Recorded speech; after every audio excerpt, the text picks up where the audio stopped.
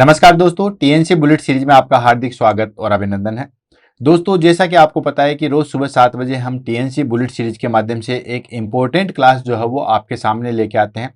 उस क्लास से रिलेटेड जो भी डाउट होते हैं उन सबको हम क्लियर करते हैं और साथ के साथ एग्जाम में किस तरीके से उस टॉपिक से क्वेश्चन पूछे जा सकते हैं उनको हम जो है वो कंप्लीट करते हैं। टीएनसी बुलेट सीरीज में हम जो भी टॉपिक सेलेक्ट करते हैं उसके हमारे पास में दो रास्ते हैं।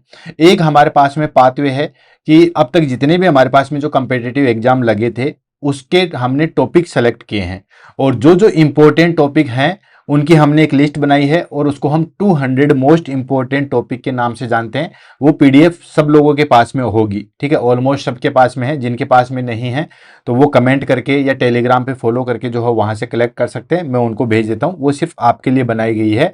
उसमें जितने भी एग्जाम हैं, चाहे वो हमारे पास में सेंट्रल गवर्नमेंट का हो, स्टेट गवर्नमेंट का हो, अब तक जितने भी क्वेश्चन पेपर है उसमें हमने सेलेक्ट किया है और उस हिसाब से हमने 200 मोस्ट इंपोर्टेंट टॉपिक की जो है वो लिस्ट बनाई है। तो एक तो हम टॉपिक वहां से सेलेक्ट करते हैं, ठीक है। दूसरा हम सेलेक्ट करते हैं बच्चों की डिमांड्स पे, ठीक है। बच्चों को किसी भी डिजीज में जो है वो या किसी भी टॉपिक में जो है वो कई बार बहुत ज्यादा प्रॉब्लम्स आती है, तो उसको हम यहाँ पे ले लेते हैं और उसको हम जो है वो कंप्लीट करते हैं। तो दोस्तों, ये जो आज हमारे पास में टॉपिक है पार्किंसंस डिजीज, तो बच्चे का नाम तो खैर मुझे नहीं पता क्योंकि बहुत सारे मैसेज आते हैं। तो बहुत सारे बच्चों ने जो है वो मैसेज किया था कि सर पार्किंसंस डिजीज और अल्जाइमर डिजीज करवा दीजिए, हम आपसे रिक्वेस्ट करें। तो दोस्तों, आपकी रिक्वेस्ट जो है वो आज कबूल कर ली गई है और ये जो आज का टॉपिक है पार्किंसंस डिजीज, वो उन सब बच्चों के लिए डेडिकेटेड है जिन बच्चों ने जो है वो कमेंट बॉक्स करके जो है वो रिक्वेस्ट की थी। ठीक है दोस्तों, तो कोई दिक्कत नहीं है, हम इस टॉपिक को पढ़ते हैं, देन उसके बाद आगे बढ़ते हैं। सबसे पहले हम शुरुआत करेंगे दोस्तों इसमें क्वेश्चन आंसर की। Question answer in the sense कि एग्जाम में किस तरीके से कहां से जो है वो क्वेश्चन आ सकते हैं। तो दोस्तों, हमारे पास में जो पार्किंसंस डिजीज है, ठीक है, शॉर्ट फॉर्म होता है इसका पीडी, पार्किंसंस डिजीज। तो पार्किंसंस डिजीज से जो है वो हमारे पास में हर कहीं से जो है उसमें क्वेश्चन निकल के आते हैं। अब हर कहीं से कहा, इंट्रोडक्शन से लेके, एटियोलॉजी से लेके, रिस्क फैक्टर से लेके, इसके स्किल्स से रिलेटेड, देन क्लिनिकल मैन्युफैक्चर से रिलेटेड, मेडिकल मैनेजमेंट, यानी कि हर एक लाइन से जो है वो इसमें क्वेश्चन आते हैं। दिक्कत क्या आती है कि ये टॉपिक जो है वो थोड़ा सा टफ होता है, बच्चों को जो है जल्दी से समझ में नहीं आता है, जिसकी वजह से ये टॉपिक हार्ड में काउंट हो जाता है। और वैसे भी नर्वस सिस्टम जो है वो हमारे पास में हार्ड सिस्टम में ही काउंट करते हैं। हालांकि नर्वस सिस्टम जितना इजी सिस्टम तो कोई है ही नहीं मेडिकल सर्जिकल में, ठीक है। अगर आपको कभी मौका मिले तो नर्वस सिस्टम हम जब पढ़ेंगे तो दोस्तों आपको पता चलेगा कि नर्वस सिस्टम, और जो स्टूडेंट हमारे साथ में पढ़ लेगा, मैं डेफिनेटली कह रहा हूं कि उसको जो है वो नर्वस सिस्टम से जो है वो प्यार हो जाएगा। सबसे इजी सिस्टम, मैं कहूं सबसे अच्छा सिस्टम ही मुझे जो है वो मेडिकल सर्जिकल में नर्वस सिस्टम लगता है, ठीक है। तो उसको बस पढ़ने का तरीका होना चाहिए, देन उसके बाद वो काफी ज्यादा इजी है। तो नर्वस सिस्टम जो है वो टफ मान लेते हैं और बच्चे उसको नहीं पढ़ते हैं, उसकी वजह से उसकी जो भी डिजीज होती है वो सही तरीके से क्लियर वो नहीं कर पाते हैं। लेकिन आज हम इसको बहुत अच्छे तरीके से और बहुत डिटेल में और पूरा जो है वो कंसेप्ट क्लियर करते हुए जो है उसको पढ़ेंगे, वन बाय वन करके लेते हैं, देन उसके बाद आगे बढ़ते हैं। सबसे पहले आएगी हमारे पास में दोस्तों डेफिनेशन। डेफिनेशन में हम देखते हैं कि पार्किंसंस डिजीज जो है वो क्या होती है, पीडी जो है वो क्या होती है। तो दोस्तों, एक सिंपल मैं आपको जो है वो इसमें से आपको एक कोर डेफिनेशन में बताता हूं, ठीक है। कोर डेफिनेशन क्या होती है कि इसमें हमारे पास में ब्रेन के अंदर एक जगह प्रेजेंट होती है, ठीक है, जिसको हम बोलते हैं सबस्टेंडा निग्रा, ठीक है। जैसे हमारे पास में मिड ब्रेन होता है, जैसे हाइपोथैलेमस होता है, जैसे थैलेमस होता है, पिट्यूटरी ग्लैंड होती है, ठीक है। तो इस तरीके से हमारे पास में ब्रेन के अंदर जो है वो एक पार्ट प्रेजेंट होता है। बेसिकली मैं बता दूं आपको, ब्रेन के अंदर, ब्रेन में भी जो मिड ब्रेन होता है वहां पे एक पार्ट प्रेजेंट होता है जिसको हम बोलते हैं सब स्टेंटा निग्रा। अब ये सब स्टेंटा निग्रा क्या होता है कि ये जो है वो एक स्पेशल जो है वो न्यूरोट्रांसमीटर सीक्रेट करता है, और वो क्या करता है दोस्तों, डोपामीन का सीक्रेशन करता है। और मैं कहूं डोपामीन हमारे लिए बहुत इंपॉर्टेंट है। जिसने डोपामीन को अच्छे तरीके से पढ़ लिया, मैं तो कहूं हमारी पूरी बॉडी का जो सिस्टम है वो सिर्फ एड्रेनलिन और डोपामीन के ऊपर ही सबसे ज्यादा निर्धारित करता है। यानी कि अगर जिस इंसान का control dopamine and nor adrenaline, या हम कहें कि एड्रेनलिन के ऊपर हो गया है, तो मैं कहूं वो दुनिया पे राज करेगा। क्यों? क्योंकि ये बहुत ही अच्छे जो है वो हमारे पास में हार्मोन्स या न्यूरोट्रांसमीटर होते हैं, ध्यान रखना, ठीक है। ऐसे और भी बहुत सारे न्यूरोट्रांसमीटर होते हैं, जैसे एसिटाइल कोलिन है, गाबा है, गामा एनाबुटायरिक एसिड है, बहुत सारे न्यूरोट्रांसमीटर होते हैं। और बहुत सारे न्यूरोट्रांसमीटर के बारे में मैंने यहाँ पे चर्चा भी की है। जैसे हमारे पास में मास्थेनिया ग्रेविस था, उसमें भी हमने न्यूरोट्रांसमीटर को बहुत अच्छी तरीके से देखा था। ऐसे हमारे पास में जीबीएस था, उसके अंदर भी मैंने देखा था। एंड एक मल्टीपल मायोलेमा था, जो भी मैंने बुलेट सीरीज में करवा रखा, उसमें भी न्यूरोट्रांसमीटर के बारे में मैंने काफी अच्छा डिस्कशन दे रखा। आप वहां पे भी जाके जो है वो पढ़ सकते हो। वैसे बेसिकली आपको पता ही होगा। तो ये जो हमारे पास में जो स्पेशल पार्ट है सबस्टेंटा निग्रा जो है वो डोपामीन का सीक्रेशन करता है। अब इसके अंदर क्या होता है कि अगर हम सिंपल भाषा में बात करें तो डोपामीन का सीक्रेशन कम हो जाता है। ठीक है, अब डोपामीन का सीक्रेशन किसी भी तरीके से कम हो सकता है वो जो हमारे पास में पार्ट था वो फंक्शन सही तरीके से नहीं करे, वहां पे चोट लग गई हो, या कोई भी चीज की प्रॉब्लम होने की वजह से डोपामीन डिक्रीज होगा। डोपामीन का जो है वो हमारे पास में सीक्रेशन जो है वो कम हो जाएगा, जिसकी वजह से क्या होगा कि जो भी हमारे पास में एक्टिविटी है। अब डोपामीन क्या करता है, डोपामीन बहुत सारे कार्य करता है, ठीक है, लेकिन दो मैं मेजर कार्य बताता हूं। एक तो ये हमारी मेमोरी यादाश्त में बहुत इंपॉर्टेंट है, ठीक है, तो जिसका डोपामीन ज्यादा सीक्रेट होता है उसको टॉपिक बहुत अच्छे तरीके से याद हो जाते हैं। ठीक है, तो एक तो हमारे ब्रेन मेमोरी में हेल्प करता है। दूसरा जो हमारे पास में बैलेंस, और बैलेंस भी कौन सा दोस्तों, जो हमारे पास में गेट होता है, जो चलने फिरने का जो बैलेंस है, ठीक है, उसको मेंटेन करता है, गेट को मेंटेन करता है, चलने फिरने को जो है वो बैलेंस को मेंटेन करता है। तो इसकी वजह से क्या हो, अब डोपामीन का सीक्रेशन डिक्रीज होगा तो मेमोरी से रिलेटेड प्रॉब्लम्स आएगी, साथ के साथ जो हमारे पास में बॉडी का गेट सिस्टम है, या हम कहें कि जो बॉडी के चलने फिरने का सिस्टम है वो गड़बड़ा जाएगा। ठीक है, कई जगह आपने देखा होगा कोई आदमी जो हो बिल्कुल हिल डुल के जो हो वो चलता है। ठीक है, तो अगर डोपामिन की डेफिशिएंसी की वजह से वो चल रहा है उसको हम कहते हैं पार्किंसंस डिजीज। आई थिंक आपको सारा जो है वो कंसेप्ट समझ में आ गया होगा। ठीक है, यही चीज है, मोटा मोटी ध्यान रखना कि डोपामिन का सीक्रेशंस कम हो जाता है, जिसको हम क्या कहते हैं, पार्किंसंस डिजीज कहते हैं। डोपामिन कहां से प्रोड्यूस होता है, डोपामिन हमारे पास में सबस्टेंटा निग्रा से जो है प्रोड्यूस होता है, जो कि मिड ब्रेन में प्रेजेंट होता है, जो कि ब्रेन में प्रेजेंट होता है। क्लियर, ये चीज ध्यान रखना। तो अब इसकी डेफिनेशन को हम पढ़ते हैं, बहुत अच्छे तरीके से क्लियर हो जाएगा।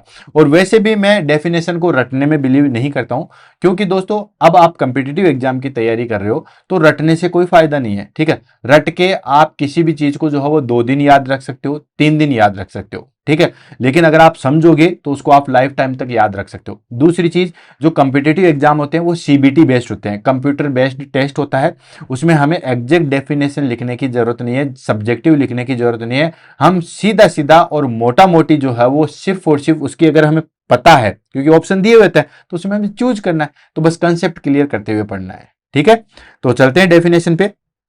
Parkinson's disease is a chronic, chronic मतलब लंबे समय तक, ऐसा नहीं है सडनली हो जाएगा कि जस्ट कल तक ठीक था आज सडनली जो है वो पार्किंसंस डिजीज होगा, लंबे समय तक चलेगा। तो Parkinson's disease is chronic progressive neurodegenerative disorder that primarily affect the moment. ठीक है, यानी कि पार्किंसंस डिजीज जो है वो हमारे पास में chronic progressive neurodegenerative disease disorder होता है, जो प्राइमरीली किसको अफेक्ट करता है दोस्तों, मोमेंट को अफेक्ट करता है। प्राइमरीली किसको अफेक्ट करता है, मोमेंट को अफेक्ट करता है। It result from the degeneration of dopamine producing neurons in a part of the brain that is called substantia nigra. ठीक है, यानी कि ये जो हमारे पास में डोपामिन प्रोडक्शन न्यूरॉन्स है, जो कि कहां प्रेजेंट होता है, ब्रेन के अंदर। ब्रेन के अंदर भी कहां पे दोस्तों, सबस्टेंटा निग्रा के अंदर जो है वो प्रेजेंट होता है। तो यहां पे इसमें जो है वो प्रॉब्लम आएगी, देन इसकी वजह से डोपामिन जो है वो हमारे पास में जो है वो डिक्रीज होगा। डोपामिन डिक्रीज हो जाएगा तो उस कंडीशन को हम कहते हैं पार्किंसंस डिजीज। क्लियर है, तो देखो ये हमारे पास में ब्रेन की स्ट्रक्चर है। ठीक है, ब्रेन की स्ट्रक्चर को, और ऑलरेडी मैंने एनाटॉमी फिजियोलॉजी ब्रेन की जो है पहले भी बता रखी है बुलेट सीरीज के अंदर में। ये हमारे पास में जो है वो दोस्तों सेरिब्रम है, ये हमारे पास में सेरिबिलम है, और ये पार्ट आ गया हमारे पास में that is called brain stem. Brain stem में हमारे पास में मिड ब्रेन आता है, मेडुला ऑब्लांगेटा आता है, पोन्स आता है, ये चीज आपको पता है। तो जो हमारे पास में मिड ब्रेन का पार्ट होता है, कौन सा दोस्तों, जो हमारे पास में मिड ब्रेन का पार्ट होता है, वहां पे ये चीज प्रेजेंट होती है, जिसको हम बोलते हैं सबस्टेंटा निग्रा प्रेजेंट होता है, जो कि किसको प्रोड्यूस करता है दोस्तों, प्रोड्यूशन या प्रोडक्शन ऑफ डोपामिन। डोपामिन का जो है वो प्रोडक्शन करता है। अब इसके अंदर कोई भी प्रॉब्लम आ जाएगी, किसी भी तरीके से हेड इंजरी होने की वजह से या किसी भी तरीके से इसके अंदर प्रॉब्लम आ जाएगी, तो ये हार्मोन जो है वो, या हम कहें कि ये जो न्यूरोट्रांसमीटर है वो कम सीक्रेट होगा। ठीक है, और ये न्यूरोट्रांसमीटर कम सीक्रेट होगा तो हमारे पास में जो बैलेंस, मेमोरी से रिलेटेड चीजें हैं वो सारी की सारी अफेक्ट होगी। क्लियर है, तो अब आ जाता है नेक्स्ट, आ जाता है हमारे पास में causes and risk factor. Causes already हमने डिस्कस कर लिया है। प्राइमरी कोजेज में क्या आएगा? प्राइमरी कोजेज हमारे पास में loss of dopaminergic neurons in the substance nigra of the brain, यानी कि प्राइमरी कोजेज में क्या होगा कि सिंपली हमारे पास में जो डोपामिनर्जिक न्यूरॉन्स है जो कहां पे प्रेजेंट है दोस्तों? सब स्टेंटा निग्रा में, वहां पे जो है उनका लॉस हो जाएगा। लॉस मतलब डिक्रीज हो जाएगा या प्रोडक्शन जो है वो डिक्रीज हो जाएगा। देन उसकी वजह से क्या होगा? डिक्रीज डोपामिन लेवल, डोपामिन का लेवल जो है वो डिक्रीज हो जाएगा, जिसकी वजह से impaired transmission of signal of smooth and coordinate muscles movement. जो हमारे पास में स्मूथ मसल्स है और जो कोऑर्डिनेट मसल्स है उनमें कोऑर्डिनेशन सही तरीके से नहीं हो पाएगा, और उस कंडीशन को हम क्या कहते हैं दोस्तों? Parkinson's disease. तो ये हो गया हमारे पास में प्राइमरी कोजेज। नेक्स्ट आता है हमारे पास में रिस्क फैक्टर। रिस्क फैक्टर क्या होते हैं? रिस्क फैक्टर होते हैं कि ये डायरेक्ट उस डिजीज को कोज नहीं करते, जैसे ट्यूबरकुलोसिस माइक्रोबैक्टीरियम ट्यूबरकुलाई की वजह से होता है, तो ये हमारे पास में वो तो होगी एग्जैक्ट एटियोलॉजी कि इसकी वजह से तो ये चीज होगी ही होगी, ठीक है। रिस्क फैक्टर का होता है कि डायरेक्ट उस चीज की वजह से नहीं हो रही है, लेकिन इनडायरेक्टली वो चीज उसको अफेक्ट कर रही है। जैसे पहला आ जाता है हमारे पास में एज। एज की अगर हम बात करें तो कॉमनली 60 साल से ऊपर जो भी चीज जाती है या 60 साल से ऊपर जो चीज हो जाएगी उसको हम कहते हैं दोस्तों रिस्क फैक्टर, ठीक है। यानी सॉरी, एज अगर 60 साल से ऊपर चली जाएगी तो पार्किंसंस डिजीज होने की संभावना जो है वो बढ़ जाती है। तो ये हो गया हमारे पास में रिस्क फैक्टर। एक होता है genetic. Genetic in the sense कुछ जीन्स होते हैं, जैसे हमारे पास में सिंका है, LRRK2 है, ये जीन्स में अगर म्यूटेशन हो जाएगा तो ये भी हमारे पास में जो है वो पार्किंसंस डिजीज कोज करता है। Next environmental factor. Environmental factor कौन से होते हैं दोस्तों? Pesticide exposure. जो भी पेस्टिसाइड होते हैं, जो बंदे पेस्टिसाइड फैक्ट्री में काम करते हैं या हेवी मेटल्स की फैक्ट्री में काम करते हैं, तो उनमें जैसे ही एक्सपोजर होता है, इनहेलेशन होता है, तो उनमें भी पार्किंसंस डिजीज होने की संभावना हो जाती है। क्यों? क्योंकि ये जो हमारे पास में पेस्टिसाइड्स है या जो हेवी मेटल्स है वो सीधा हमारे पास में जो है वो मिड ब्रेन पे जो है वो अटैक करेंगे एंड डोपामिन के सिक्रेशंस को जो है वो डिक्रीज करेंगे। Next male gender. Male gender जो है वो मेल बेसिकली जो है वो मेल के अंदर ज्यादा होता है, पार्किंसंस जो है वो मेल के अंदर ज्यादा देखने को मिलेगा। Next head trauma. Of course head trauma हो जाएगा तो सीधा ब्रेन जो मिड ब्रेन है उस पर अटैक करेगा। मिड ब्रेन पे अटैक दोस्तों जो हमारे पास में सबस्टेंट नेग्रा है वहां पे अटैक करेगा और डोपामिन का सिक्रेशन जो है वो डिक्रीज हो जाएगा। तो ये हमारे पास में कुछ रिस्क फैक्टर थे जो कि पार्किंसंस डिजीज के लिए जो है वो रिस्पॉन्सिबल होते हैं या पार्किंसंस डिजीज को जो है वो बढ़ावा देते हैं। क्लियर है?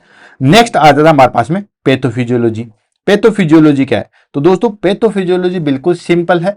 पैथोफिजियोलॉजी क्या है कि सिंपली हमारे पास में कोई भी प्रॉब्लम आएगी, ठीक है, या तो ब्रेन इंजरी हो जाए या एनवायरमेंटल एक्सपोजर हो जाए, हैवी मेटल हो जाए या एज बढ़ जाए, किसी भी तरीके से एन केन प्रकार हमारे पास में डीजनरेशन हो जाएगा। किसका? न्यूरॉन्स का। कौन सा? सब स्टेंटिया निग्रा।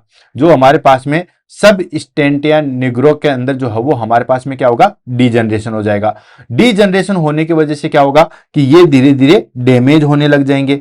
ये जो है वो हमारे पास में डैमेज होने लग जाएगा तो उसकी वजह से क्या होगा कि decrease dopamine production. Of course जो हमारे पास में सब स्टेंटिया निग्रा है उसकी वजह से ये डैमेज होगा, देन डोपामिन का प्रोडक्शन भी जो है वो डिक्रीज हो जाएगा।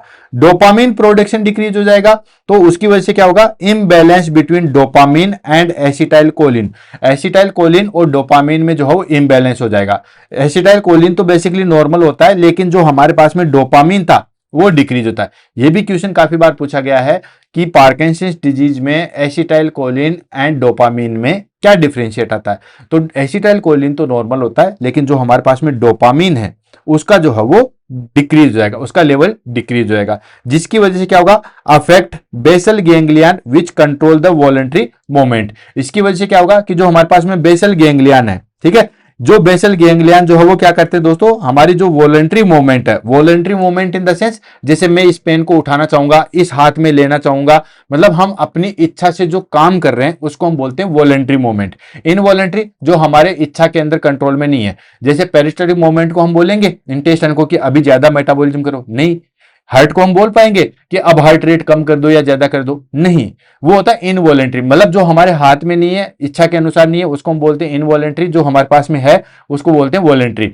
तो जो हमारे पास में एसिटाइल कोलिन जो है वो नॉर्मल रहेगा, डोपामिन डिक्रीज हो जाएगा, जिसकी वजह से जो बेसल गैंग्लियन है वो डैमेज हो जाएंगे और वॉलेंट्री मोमेंट है वो अफेक्ट होगा, जिसकी वजह से क्या होगा दोस्तों, फॉर्मेशन ऑफ लेविश बॉडी। ठीक है, लेविश बॉडी क्या होता है दोस्तों कि abnormal aggregation of protein specially alpha शुकिनिल इन द ब्रेन सेल्स। ठीक है, जिसकी वजह से हमारे पास में जो है वो फॉर्मेशन हो जाता है किसका, लुइस बॉडी का। ये भी ध्यान रखना, ये भी काफी बार एग्जाम में पूछा गया है, लुइस बॉडी का फॉर्मेशन किस डिजीज के अंदर होता है, तो दोस्तों पार्किंसंस डिजीज के अंदर होता है। ठीक है, ये क्या होता है, अगर डिटेल में आपको याद नहीं रहे तो इतना याद रखना कि कुछ प्रोटीन जो है वो फॉर्मेशन हो जाता है जो हमारे ब्रेन सेल्स के लिए जो है वो हार्मफुल होते हैं, और ये पार्किंसंस डिजीज में होता है। ठीक है, तो लेविस बॉडी जो है वो किसमें देखने को मिलती है, कुल मिला के 2-3 बॉडीज तो एग्जाम में पूछी जाती है। जैसे फॉर एग्जांपल कहें लेविस बॉडी किसमें देखने को मिलती है, पार्किंसंस डिजीज में। ठीक है, तो ये आ जाएगा हमारे पास में लेविस बॉडीज। ठीक है,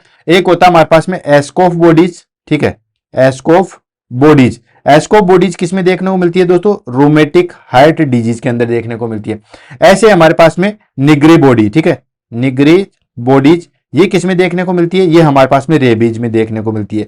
और ये तीनों बॉडीज में से एग्जाम में 100% क्वेश्चन पूछा था, इसके अलावा कभी भी किसी भी एग्जाम में बॉडीज से रिलेटेड क्वेश्चन नहीं पूछा जाएगा। तो दोस्तों लेविस बॉडी जो है वो हमें पार्किंसन डिजीज में देखने को मिलती है। ठीक है, एस्कोफ बॉडी जो है वो हमें रोमेटिक हार्ट डिजीज में देखने को मिलती है, और निग्रे बॉडी जो है वो हमें रेबीज में देखने को मिलती है। इसके अलावा कोई बॉडीज नहीं पूछा जाता। तभी तो मैं कहता हूं कि जो बंदा हमारी बुलेट सीरीज जो है वो ज्वाइन करता है, पढ़ता है, उसका एग्जाम में सिलेक्शन के चांसेस बढ़ जाते हैं। क्यों, क्योंकि कहां से एग्जाम कैसे पूछे जाते हैं उनको हम यही बता देते हैं। तो देखो, मैं चाहता तो डायरेक्ट लेविस बॉडी के बारे में बता के आगे बढ़ सकता था, लेकिन इसके साथ साथ बाकी बॉडीज भी बता दी, और इससे बाहर एग्जाम में भी क्वेश्चन नहीं आएगा। ठीक है, तो इस तरीके से हम क्लियर करते हुए जो है वो चलते हैं। देन उसके बाद में लेविस बॉडी बन जाएगा, फिर उसके बाद में हमारे पास में बॉडी का मूवमेंट जो है वो डिक्रीज होता है। ये हो गया हमारे पास में पैथोफिजियोलॉजी। नेक्स्ट आता है हमारे पास में साइन एंड सिम्टम्स। ठीक है, कौन कौन से साइन एंड सिम्टम्स होते हैं, साइन एंड सिम्टम्स को जो है वो ट्रैप के नाम से जानते हैं। ठीक है, इसकी भी एग्जाम में काफी बार फुल फॉर्म जो है वो पूछी गई थी, ध्यान रखना, ट्रैप। ठीक है, ट्रैप किसमें देखने को मिलता है, ट्रैप जो है वो पार्किंसन डिजीज में देखने को मिलता है। ट्रैप की फुल फॉर्म होती है टी फॉर ट्यूमर्स, ठीक है, sorry, T for tremors, R for rigidity, A for akinesia या bradykinesia, and P for postural instability. ठीक है, तीनों को, चारों को हम लेंगे। साइन एंड सिम्टम मतलब क्या क्या चीजें देखने को मिलती है। सबसे पहला साइन सिम्टम्स आता है दोस्तों ट्रिमर्स। ठीक है, पार्किंसंस डिजीज वाले पर्सन को जो है वो ट्रिमर्स आते हैं, और ट्रिमर्स भी कौन से दोस्तों, resting trimmers. Resting trimmers in the sense कि आदमी अगर रेस्ट कर रहा तो भी उसको ट्रिमर्स आएंगे। इस तरीके से नॉर्मली हम कुछ काम करते हैं तो ट्रिमर्स आ जाएं, लेकिन नॉर्मली रेस्टिंग के टाइम पे भी जो है वो ट्रिमर्स आ जाए, उसको हम कहते हैं पिल रोलिंग ट्रिमर्स इन हैंड। ठीक है, यानी कि आदमी नॉर्मली बैठा है तो भी जो है उसको हाथ इस तरीके से होंगे, उसको ट्रिमर्स आएंगे। ठीक है, तो पहला साइन सिम्टम्स तो आ गया ट्रिमर्स। सेकंड आ जाता है rigidity. Rigidity in the sense कि बिल्कुल टाइट, जैसे आपने कहीं को देखा होगा, आप उसका हाथ सीधा करोगे तो बिल्कुल आपको टाइटली जोर लगाना पड़ेगा, इतनी मसल्स रिजिडिटी होती है, मसल्स स्टिफनेस हो जाती है।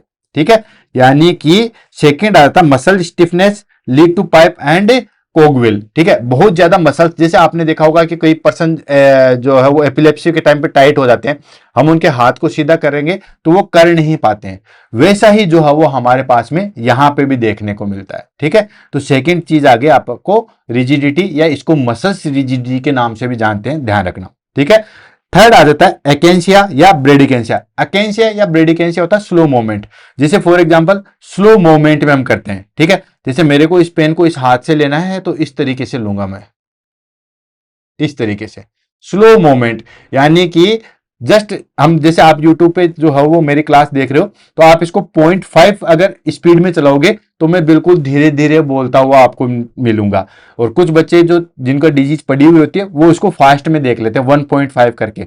तो एकेंसिया या ब्रेडिकेंसिया होता है slow movement, slow movement and lack of movement. ठीक है, कोई भी काम करेंगे तो बिल्कुल स्लो स्लो करेंगे, बैठेंगे भी आराम से, ठीक है ना।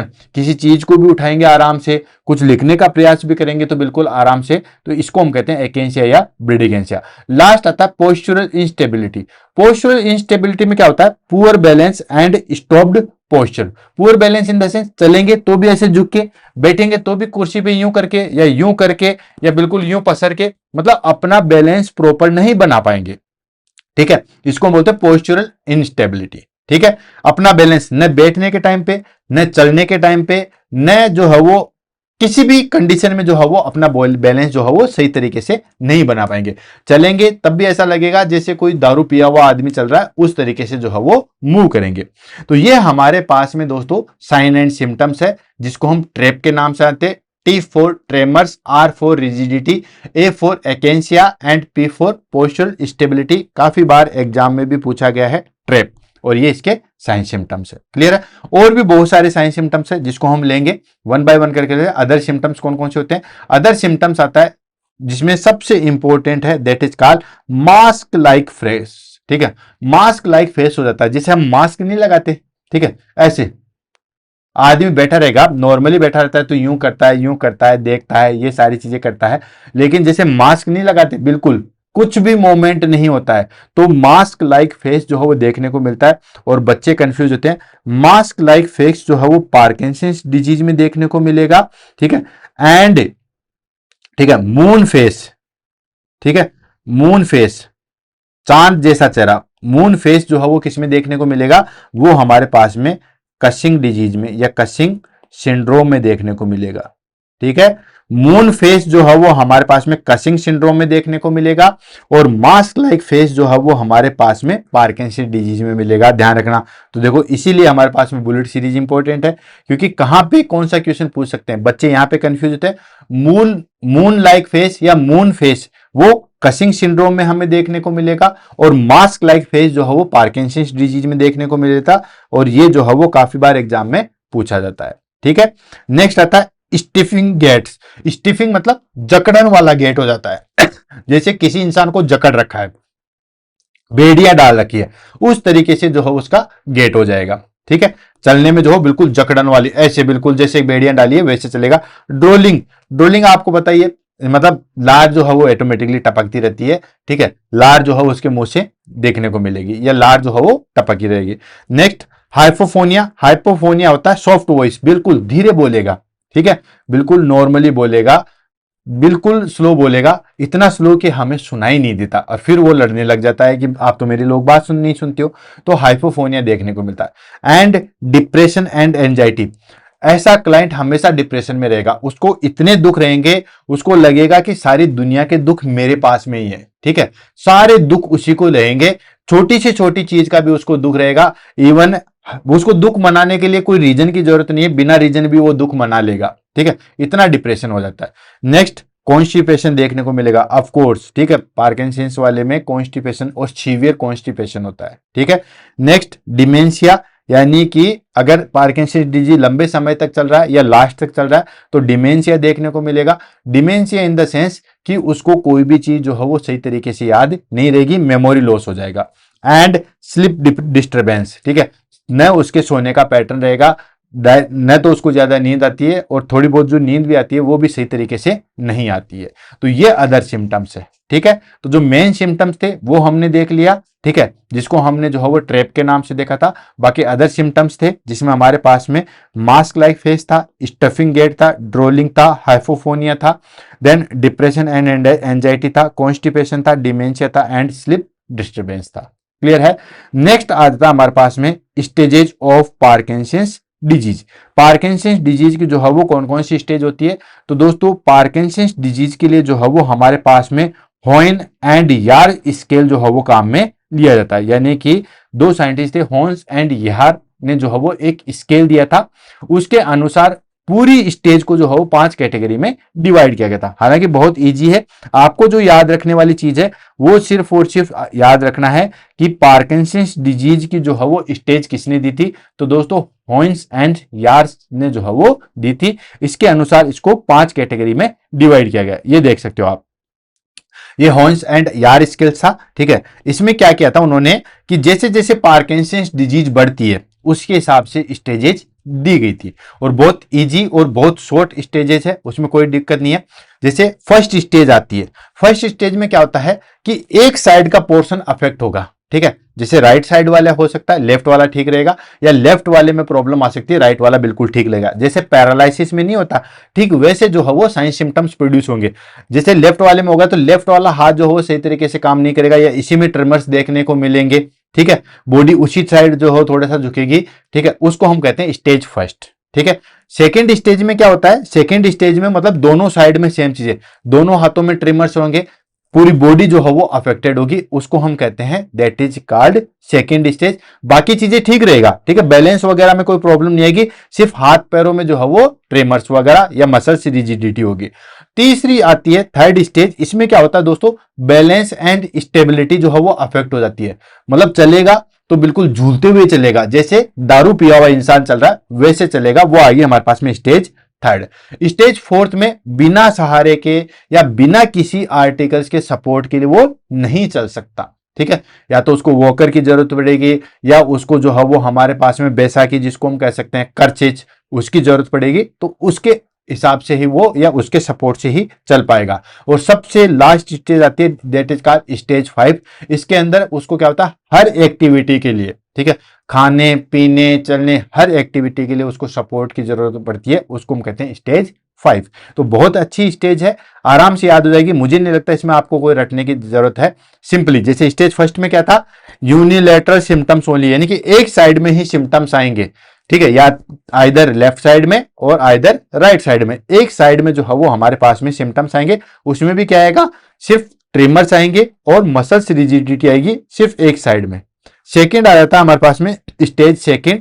स्टेज सेकेंड आता है हमारे पास में बाइलेटरल सिम्टम्स होते हैं, नो बैलेंस इंपेयरमेंट, ठीक है, बैलेंस का कोई इंपेयरमेंट नहीं होता, बैलेंस बिल्कुल ठीक रहेगा, लेकिन बाइलेटरल सिम्टम्स आएंगे, दोनों हाथों में ट्रेमर्स आएंगे, दोनों हाथों में मसल्स रिजिडिटी होगी, दोनों हाथों में एकेंसिया होगा, ये चीज ध्यान रखना, ठीक है। स्टेज थर्ड में मैंने क्या बताया था कि बैलेंस में अब प्रॉब्लम आने लग जाएगी, ठीक है, balance problem and mild to moderate disability, balance में प्रॉब्लम आने लग जाएगी, और वो बैलेंस में प्रॉब्लम आगे आगे जो है वो बढ़ती ही जाएगी, ठीक है।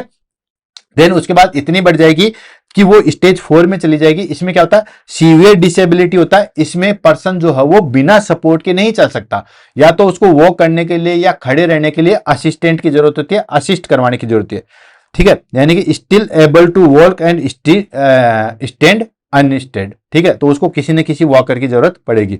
लास्ट आता है हमारे पास में स्टेज 5, इसमें हमें व्हीलचेयर बाउंडेड हो जाता है, देन बर्डन अनलेस असिस्टेंट, यानी कि उसको हर चीज के लिए जो भी एक्टिविटी डेली लिविंग है उसमें सपोर्ट की जरूरत पड़ती है। ये होगी हमारे पास में स्टेज, ठीक है। तो क्लिनिकल फीचर्स हमारे पास में ट्रेप था, और स्टेजेस वो हमारे पास में हॉर्न एंड यार स्केल के माध्यम से थी, 5 कैटेगरी में डिवाइड किया गया है, ठीक है। और ये भी एग्जाम में काफी एक क्वेश्चन जो है वो पूछा जाता है। नेक्स्ट आ जाता है हमारे पास में दैट इज कॉल्ड डायग्नोसिस। समझ में आ रहा है नहीं आ रहा, ऑफ कोर्स आ रहा होगा दोस्तों, ठीक है, या कुछ भी मॉडिफिकेशन चाहिए आप कमेंट करके जो है वो बता सकते हो। डायग्नोसिस की बात करते हैं कि पार्किंसंस डिजीज का डायग्नोसिस किस तरीके से होता है, तो बहुत अच्छी बात है दोस्तों, इसका डायग्नोसिस बेसिकली क्लिनिकल बेसिस ही होता है, ठीक है, कोई भी स्पेसिफिक जो है वो टेस्ट नहीं होता। जैसे हम जो है वो HIV के लिए हम वेस्टर्न ब्लॉट ऐसे करते हैं, ऐसे हम जो है वो विडाल टेस्ट करते हैं टाइफाइड के लिए, ठीक है, ऐसे डिप्थीरिया के लिए हम जो है वो दोस्तों सिक टेस्ट करते हैं। तो इसके लिए कोई पर्टिकुलर स्पेसिफिक टेस्ट नहीं है जिससे हमें पता लगे कि इस पर्सन को जो है वो पार्किंसन डिजीज है या नहीं है। इसमें हम क्लिनिकल बेस्ड जो है वो सिम्टम्स के आधार पर ही कर सकते हैं, ठीक है। हाँ, सीटी स्कैन MRI ये जरूर कर देते हैं ताकि अंदर कोई ब्रेन में अंदर प्रॉब्लम या मिड ब्रेन में कोई प्रॉब्लम तो नहीं है जिसकी वजह से ये सब चीजें तो नहीं हो रही, वो जरूर हम कर सकते हैं। लेकिन सिंपली हम क्या करते हैं दोस्तों, सिंपली हम जो है वो क्लिनिकल फीचर्स के आधार पे, उसके क्लिनिकल फीचर्स के आधार पे, उसमें कौन कौन से साइन सिम्टम्स है उसके आधार पे, कौन कौन सी स्टेज है उसके आधार पे हम जो है वो पार्किंसन डिजीज का असेसमेंट करते हैं। तो clinical diagnosis based on symptoms and history और सिम्टम्स के आधार पे ही हम जो है डायग्नोसिस करते हैं। नो सिंगल डेफिनेटिव टेस्ट, कोई भी एक पर्टिकुलर टेस्ट नहीं होता जिससे हम जो है वो कंफर्म कर सके कि इसको जो है वो पार्किंसन डिजीज है। Next, neurological examination. Of course neurological examination में हम मसल्स रिजिडिटी देखते हैं, मोमेंट देखते हैं, गेट देखते हैं, ये सारा हम न्यूरोलॉजिकल जो भी एग्जामिनेशन करते हैं, ठीक है, उसमें ये सारी चीजें देखते हैं। तो न्यूरोलॉजिकल एग्जामिनेशन जो है वो हम करते हैं। Next, MRI and CT scan to rule out other causes, ठीक है। एमआरआई और सीटी स्कैन करते हैं कि ब्रेन के अंदर जो हमारे पास में कोई प्रॉब्लम तो नहीं आ रही है, मिड ब्रेन में कोई प्रॉब्लम तो नहीं आ रही है जिसकी वजह से डोपामिन जो है वो अल्टर्ड हो रहा है, तो वो सारी चीजें करेंगे। नेक्स्ट आता है हमारे पास में डोपामिन ट्रांसपोर्टर स्कैन करते हैं, ठीक है। डोपामिन ट्रांसपोर्टर स्कैन जो है उसमें क्या करते हैं, visualise dopamine level in brain, brain के अंदर जो है वो डोपामिन लेवल को असेसमेंट करते हैं कि डोपामिन लेवल जो है वो कितना सीक्रेट हो रहा है, उसको असेसमेंट करते हैं। उसको हम कहते हैं दोस्तों, that is called dopamine transporter scan, ठीक है। Dopamine transporter scan, DAT scan के नाम से इसको जानते हैं, ठीक है। डेट, डोपामिन, T4 ट्रांसपोर्टर और स्कैन आ गया, तो डोपामिन ट्रांसपोर्टर स्कैन, इसमें हम ब्रेन से कितना डोपामिन रिलीज हो रहा है उसको हम देखते हैं। नेक्स्ट आता है levodopa challenge test. Levodopa challenge test हम कैसे करते हैं दोस्तों, जो भी हमारे पास में जो चैलेंज टेस्ट आता है ना, उसमें एक चीज ध्यान रखना, उसमें हम क्या करते हैं, जैसे यहां पे क्या करते हैं, डोपामिन डिक्रीज हो गया जिसकी वजह से पार्किंसंस डिजीज हो। अब हम क्या करते हैं, थोड़ा सा डोपामिन उसको देख के देखते हैं, अगर मान के चले डोपामिन देंगे देन उसके बाद वो नॉर्मल एक्टिविटी करेगा तो हमें कंफर्म हो जाएगा कि उसको पार्किंसंस डिजीज है, ठीक है। यानी कि improvement with dopamine confirm diagnosis, ठीक है। किसी पर्सन को हमें लगता है कि इसको पार्किंसंस डिजीज है, हमने हिस्ट्री देखी, हिस्ट्री असेसमेंट किया, देन न्यूरोलॉजिकल एग्जामिनेशन किया, हमें लगा कि इसको पार्किंसंस डिजीज है। अब कंफर्म कैसे होंगे, कंफर्म हम थोड़ा सा उसको डोपामिन देके देखेंगे। अब डोपामिन देके देखेंगे तो ऑफ कोर्स डोपामिन की डेफिशिएंसी की वजह से वो डिजीज हो रही थी, अब डोपामिन इसको मिल गया तो डिजीज नहीं होगी, मतलब वो साइन सिम्टम्स जो है वो डिसअपीयर हो जाएंगे। इसको हम कहते हैं लीवोडोपा चैलेंज टेस्ट, इसमें हम डोपामिन देके कंफर्म डायग्नोसिस करते हैं। क्लियर होगा, ये हो गया हमारे पास में डायग्नोसिस ऑफ पार्किंसंस। अब आ जाता है हमारे पास में मैनेजमेंट। मैनेजमेंट इसमें तीनों तरीके का होता है, तीनों कौन सा, फार्माकोलॉजिकल मैनेजमेंट भी होता है, नॉन फार्माकोलॉजिकल मैनेजमेंट भी होता है और सर्जिकल मैनेजमेंट भी होता है, ठीक है। अब देखते हैं सर्जिकल कौन सा होता है। सबसे पहले हम ले लेते हैं that is called pharmacological management. तो मैनेजमेंट एंड ट्रीटमेंट की बात करते हैं, उसमें सबसे पहले आ जाएगा pharmacological treatment. Pharmacological treatment in the sense कि हम ड्रग्स के द्वारा, मेडिसिन के द्वारा कैसे ठीक करेंगे। तो दोस्तों मेजोरिटी रूप में हम पार्किंसंस को जो है वो फार्माकोलॉजिकल ट्रीटमेंट या मेडिकल मैनेजमेंट के द्वारा ही ट्रीट करते हैं। क्यों, क्योंकि डेफिशिएंसी किसकी हो रही है, डोपामिन की, तो हम डोपामिन देंगे। डोपामिन होगा, लीवोडोपा हो गया, कार्बिडोपा होगा, एंटाकोपर हो गया, प्रेमाप्रेक्सिजोल हो गया, ये सारी ड्रग्स जो है वो हमारे पास में पार्किंसंस डिजीज में चलती है, ठीक है। तो वन बाय वन करके ले लेते हैं, देन उसके बाद आगे बढ़ते हैं। सबसे पहले हम ड्रग क्लास देखेंगे, उसके एग्जांपल देखेंगे एंड उसका पर्पस देखेंगे कि वो किस तरीके से कार्य करता है। सबसे पहले हम ले लेते हैं डोपामिन प्रीकर्सर। डोपामिन प्रीकर्सर का एग्जांपल है हमारे पास में लीवोडोपा एंड कार्बिडोपा। लीवोडोपा और कार्बिडोपा के कॉम्बिनेशन में आती है, जैसे फॉर एग्जांपल लीवोडोपा जो है हमारे पास में 100 mg का आता है, कार्बिडोपा जो है वो 25 mg का आता है, ठीक है। तो ये क्या होता है, main stay of treatment, basically इसी के द्वारा जो है वो हम डोपामिन या हम कहें पार्किंसंस डिजीज का जो है वो ट्रीट करते हैं। जब हमारे पास में ये रेजिस्टेंस हो जाता है तो हम एंटाकेपोन पे जाते हैं, ठीक है। अभी आएगा हमारे पास में, उस पे हम तब जाएंगे जब हमारे पास में लीवोडोपा और कार्बिडोपा जो है वो रेजिस्टेंस हो जाएंगे। सबसे पहले प्राइमरी ट्रीटमेंट या फर्स्ट ट्रीटमेंट जो है वो हमारे पास में यही होता है, जिसको हम बोलते हैं that is called dopamine precursor. इसमें लीवोडोपा और कार्बिडोपा दोनों के कॉम्बिनेशन का जो है वो हम देते हैं, जिसको हम कहते हैं दोस्तों main stay of treatment. Second आता है डोपामिन एगोनिस्ट। डोपामिन एगोनिस्ट क्या होता है कि ऐसी चीजें, एक होता है एगोनिस्ट, एक होता है एंटागोनिस्ट, ध्यान रखना दोनों में। एगोनिस्ट होता है स्टिमुलेट करने वाला और एंटागोनिस्ट होता है उसको रोकने वाला, ठीक है। तो डोपामिन एगोनिस्ट का मतलब हो गया कि ऐसे सब्सटेंसेस या ऐसी दवाई जो कि डोपामिन को जो है वो इंक्रीज करती है, डोपामिन को बढ़ावा देती है, जैसे फॉर एग्जांपल प्रेमेप्रेक्सिजोल या फिर रोपानिरोल। ये क्या करती है, स्टिमुलेट डोपामिन रिसेप्टर, जो डोपामिन के रिसेप्टर है उसको जो है वो स्टिमुलेट करते हैं। नेक्स्ट आता हमारे पास में that is called MAO-B inhibitor. MAO inhibitor होता है हमारे पास में that is called mono amino, ठीक है। ये इसका होता है हमारे पास में मोनो एमाइनो ऑक्सीडेज, ठीक है। Mono amino oxidase B inhibitor, ठीक है। इसके एग्जांपल आ गए हमारे पास में सिलिग्लिन एंड रेसाग्लिन। ये क्या करते हैं, इनहिबिट डोपामिन ब्रेकडाउन, जो डोपामिन को ब्रेकडाउन करने वाली चीजें थी उसको रोक देते हैं, ठीक है। भाई देखो दो कार्य करते, एक तो हमने क्या कर दिया कि डोपामिन को स्टिमुलेट करने वाले ड्रग्स दे दिए, एक वो ड्रग्स भी दे दी जो डोपामिन को डिस्ट्रॉय करती है ना, उनको रोकने वाली, क्योंकि डोपामिन धीरे धीरे जो है वो हमारी बॉडी में डिस्ट्रॉय भी होता है, तो हमने जो है वो जो डोपामिन को ब्रेक डाउन करने वाली चीज थी उनको रोक दिया, तो ऑफकोर्स डोपामिन इंक्रीज हो गया। हमने प्रोडक्शन भी बढ़ा दिया और जो नष्ट करने वाली चीज थी उसको भी रोक दिया। ठीक है, तो ये आ गया हमारे पास में MAO inhibitor, mono amino oxidase. ठीक है, नेक्स्ट आ जाता है हमारे पास में COMT इनिबिटर। ठीक है, जैसे फॉर एग्जांपल एंटाकैपोन एंड टेलीकैपोन। ये क्या होता है कि जब प्रोलोंग्ड लीवोडोपा यूज करते हैं, ठीक है, ये लीवोडोपा रह गया, ये लीवोडोपा लंबे समय तक यूज करते हैं तो ये रेजिस्टेंस हो जाता है, अपना इफेक्ट नहीं दर्शाता है, फिर हम जो है वो COMT इनिबिटर देते हैं। COMT इनिबिटर क्या होता है दोस्तों, ये होता है हमारे पास में कैटाकोल ओ मिथाइल ट्रांसफरेज जगह थोड़ी सी कम है, इसकी वजह से इससे छोटा पेन नहीं लिखा था। कैटाकोल ओ मिथाइल ट्रांसफरेज, ये बेसिकली कब दिया जाता है, जब लीवोडोपा जो है वो हमारे पास में रेजिस्टेंस हो जाता है, तो उस कंडीशन में हम जो है वो देते हैं। नेक्स्ट आता है एंटीकोलिनर्जिक ड्रग्स। एंटीकोलिनर्जिक ड्रग्स जैसे हमारे पास में आ गया ट्राईहेक्सोपेंडिल, ये हेल्प करता है हमारे पास में ट्रीमर्स को जो है वो डिक्रीज करते हैं। वैसे एसिटाइल कोलिन बहुत जगह काम में लेते हैं कि नोट पार्किंसंस और भी बहुत सारी डिजीजेस जब ट्रिमर्स आते हैं तब हम देते हैं। नेक्स्ट आता है हमारे पास में दैट इज कॉल्ड एमेट्रेडिन, ये एंटीवायरल होता है, डोपामिन एनर्जिक एजेंट होते हैं, यानी कि ऐसी ड्रग्स या जो कि वायरल की वजह से हमारे पास में जो है वो पार्किंसंस डिजीज है उसको हम करते हैं। तो दोस्तों नेक्स्ट नोट आता है long term use of levodopa may lead motor fluctuations and dyskinesia involuntary movement. अगर लंबे समय तक आपने लीवोडोपा यूज किया है तो मोटर फ्लक्चुएशंस जो हो जाता है या इनवॉलंटरी मूवमेंट जो है वो अफेक्ट होता है। ये था हमारे पास में फार्माकोलॉजिकल मैनेजमेंट।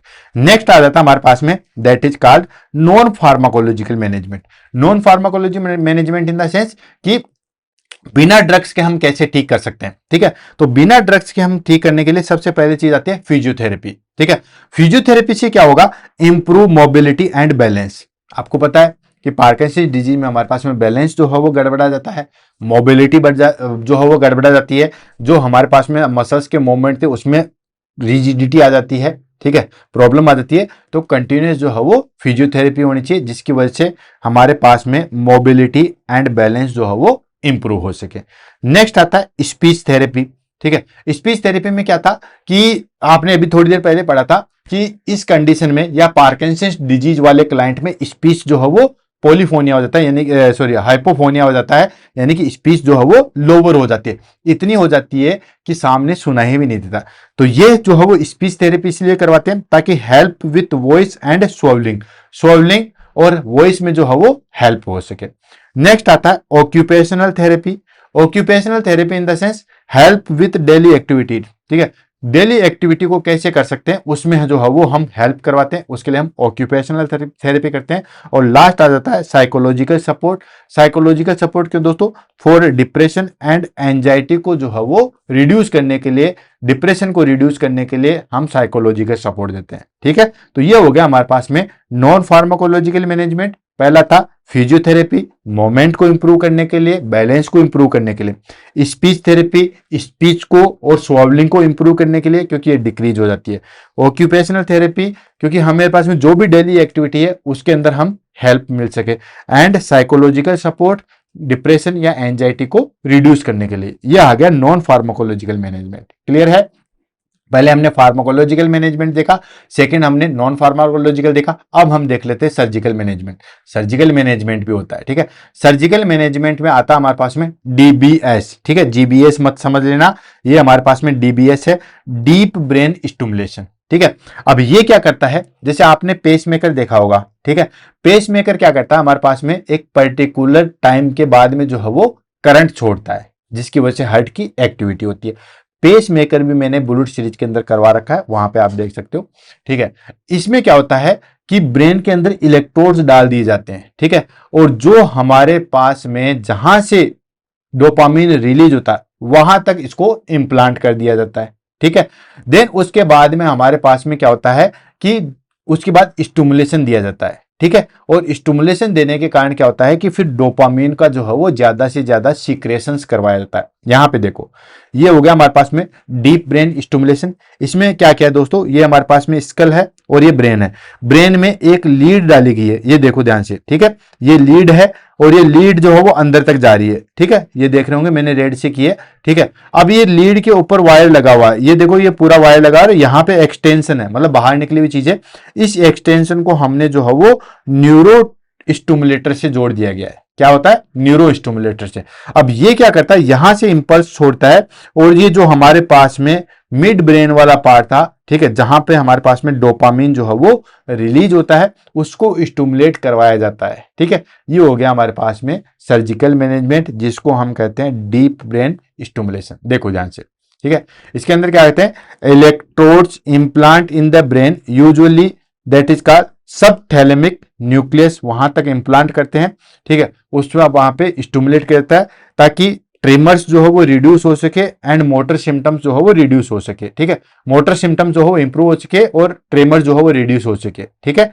तो इसके द्वारा स्टिमुलेट किया जाता है। और अगर हमें जरूरत पड़ी तो दोस्तों पैलेडिक्टोमी या थैलेमेक्टोमी किया जाता है, बेसिकली अगर उसमें कोई कैंसर जनित या कोई भी प्रॉब्लम आती है तो, ठीक।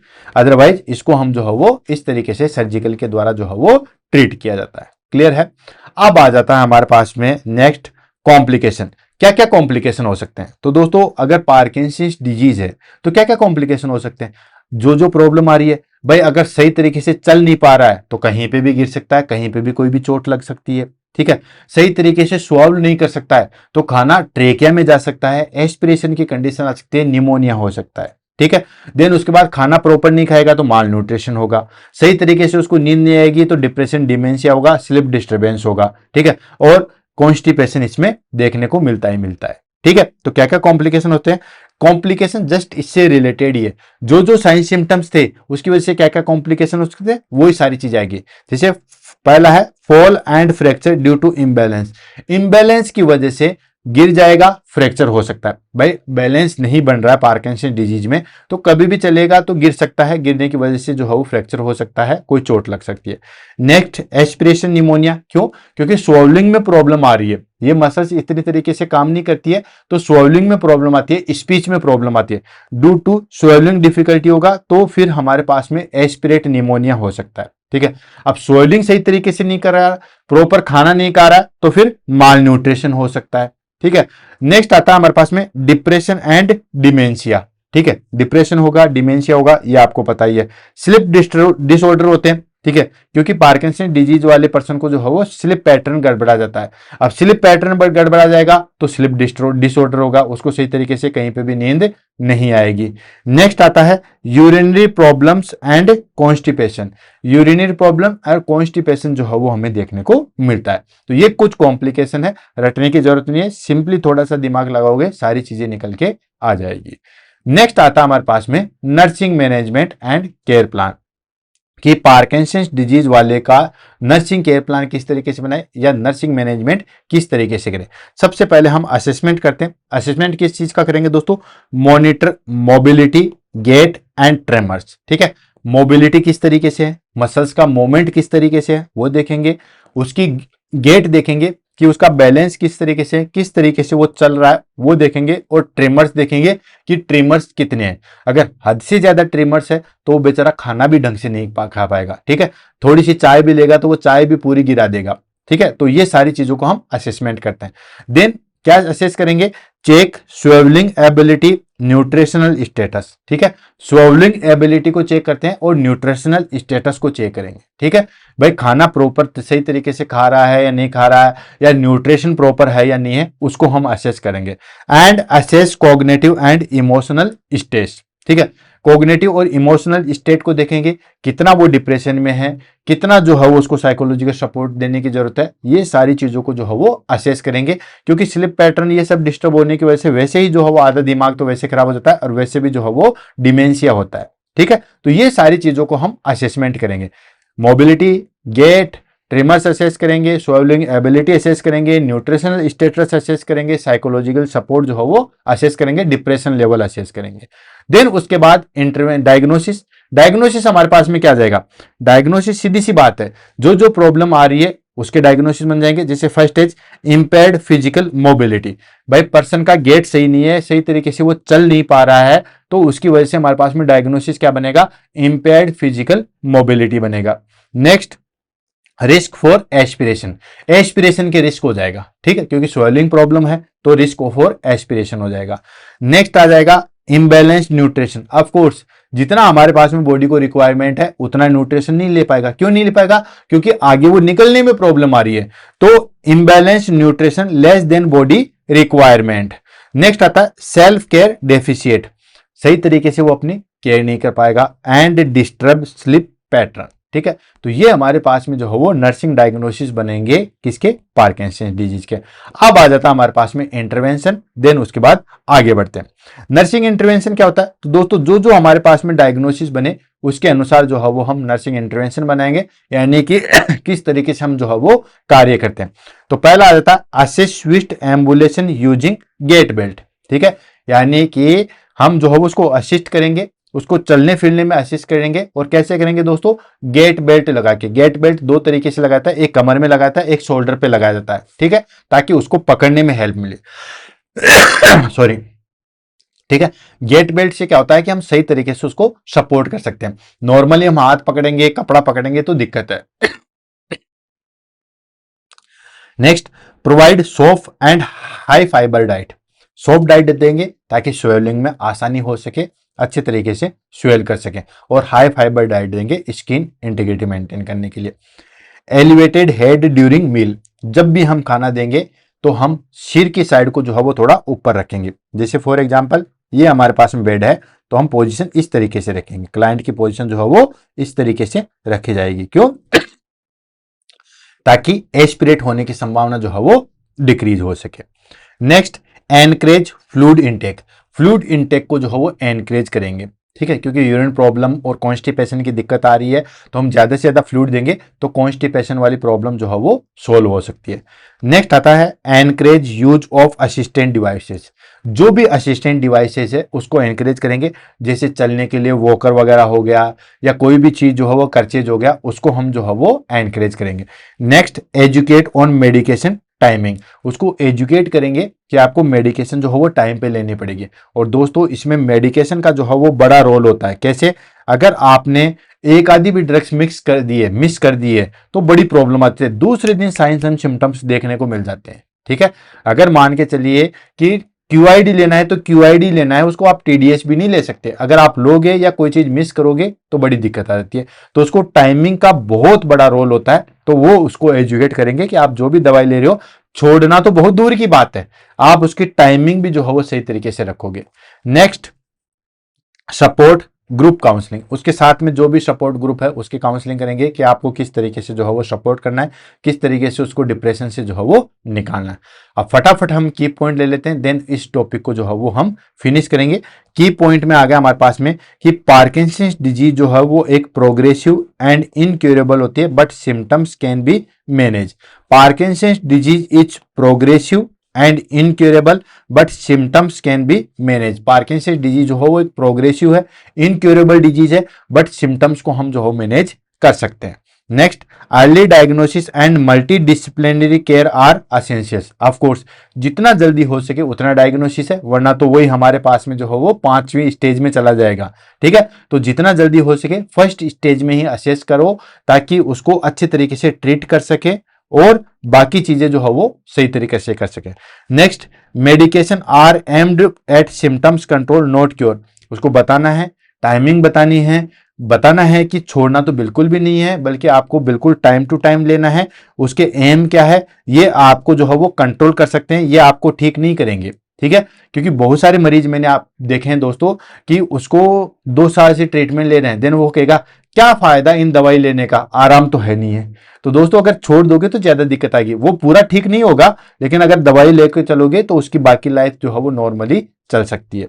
लास्ट आ जाता है surgical option are an advanced case, ठीक है। जब स्टेज 5 आ गई है या बहुत ज्यादा सीवियर केस आ गया तो हम सर्जिकल पे जा सकते हैं, बाकी हम सर्जिकल पे बेसिकली नहीं जाते, मेडिकल मैनेजमेंट के द्वारा ही हमारे पास में ट्रीटमेंट हो सकता है। क्लियर है। तो दोस्तों इसी के साथ जो है वो आज की क्लास को हम यहीं फिनिश करते हैं। ऑफ कोर्स क्लास आपको पसंद आई होगी। क्लास कैसे लगी उसके बारे में दोस्तों 2 शब्द जरूर बताइएगा। आपके कमेंट ही हमारे पास में रियल मोटिवेशन है। और भी कोई टॉपिक अगर आपको पढ़ना चाहते हो तो बताइएगा, उसको भी हम लेके आएंगे।